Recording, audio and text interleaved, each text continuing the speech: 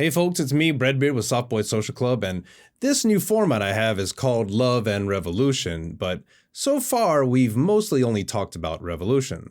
So this time, let's talk a little bit about love.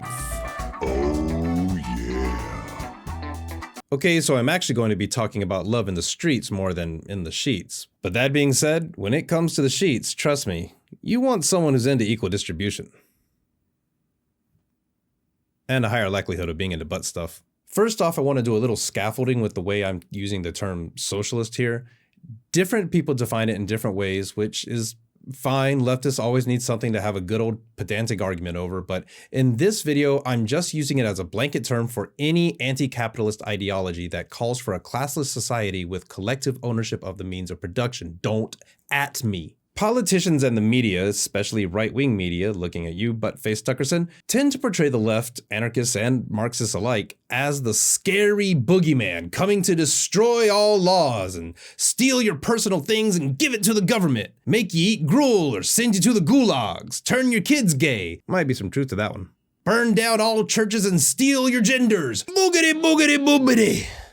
But it's just a bunch of sensationalized words slung around incorrectly in order to increase ratings and make sure the current power structures stay intact. Did you ever stop to ask why we would even want that? What does that game plan even look like? I mean, we also have to live in that world. We don't want to just burn down the world and live in chaos because we would also be living in that chaos. We don't want to live in a society where nobody has any personal possessions because we like our PlayStations and Ice Pops the same as you do. As far as turning your kids gay, they were already gay. You're just a bad parent for ignoring it. So then why the hell are we doing all this? Because we give a shit. We recognize the suffering in our communities and worldwide and care enough to do everything we can to end that suffering.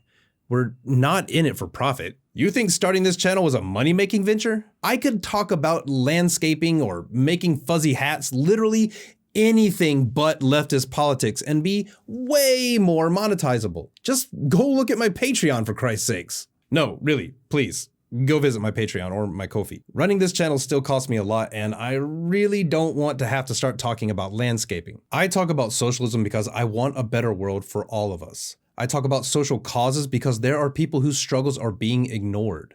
I fundraise and help in community action because there are people who need it. Socialism is the idea that we as a species can do better than this. It means when we put the community needs above the individual gains, every individual is lifted up together. And mutual aid is built around the idea that compassion is a fundamental part of humanity, that when exercised, benefits everyone. One of the most prominent writers on mutual aid was anarchist, scientist, philosopher, and cuddly bear Pyotr Kropotkin, who became enamored with the idea that animals, including humans, are evolutionarily designed for compassion much more so than competition. He was first inspired by the works of zoologist Karl Kessler, who said, "The progressive development of the animal kingdom, and especially of mankind, is favored much more by mutual support than by mutual struggle." This is what anarchists believe. We have not only the capacity, but the hard wiring to help each other for the benefit of all. We've just let ourselves be lied to by a handful of rich assholes who tell us it's natural for us to fight over their scraps. On the news, you probably see the same recycled images of pissed off demonstrators burning and breaking something. Not to take away from the validity of people doing the only thing they can to actually get noticed, but have you ever taken a real look at what most activists really do? Most activists are giving out food, building shelters, organizing workers' rights, raising money for those in need, and yes, protecting the streets from literal Nazis. We do these things because we want a better world for all, even those not on the left. We want a world where the people have the power instead of the few and the rich. A world where corporations can't throw away food to keep it profitable, even though we can produce enough to feed everyone. A world where landlords don't sit on empty houses when there are people dying of exposure in the streets.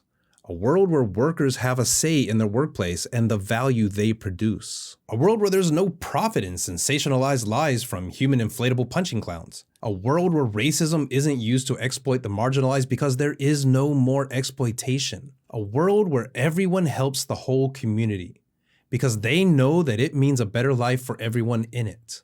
The biggest, most selfless hearts I have ever known have all been beating in the chests of leftists. Those that give everything they have in them to fight for that world, even when it means not living as comfortably as they could otherwise. Those that risk injury and death on the streets because it hurts far more to sit back and watch as injustice unfolds. Maybe you also think a lot of these things are bad. Maybe you see these horrible injustices and say, yep, that's a bad thing. Socialist activists are the people who recognize these injustices for what they are and actually work to stop them, to help everyone, including you. Why do we do it? In a word, love. Not a love for power or wealth or even individual success. A love for humanity and the equality and dignity that every human deserves. We don't want to have all the power because we want everyone to have that power. We don't want to take all the wealth because we want everyone to share in the wealth.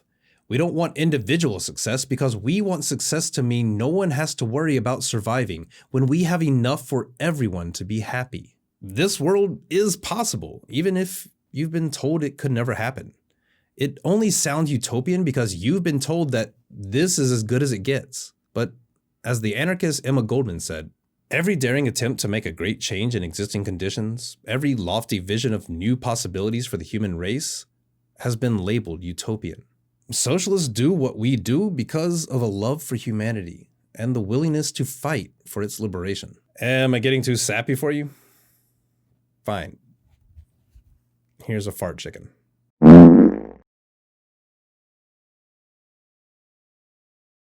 That's what you come here for.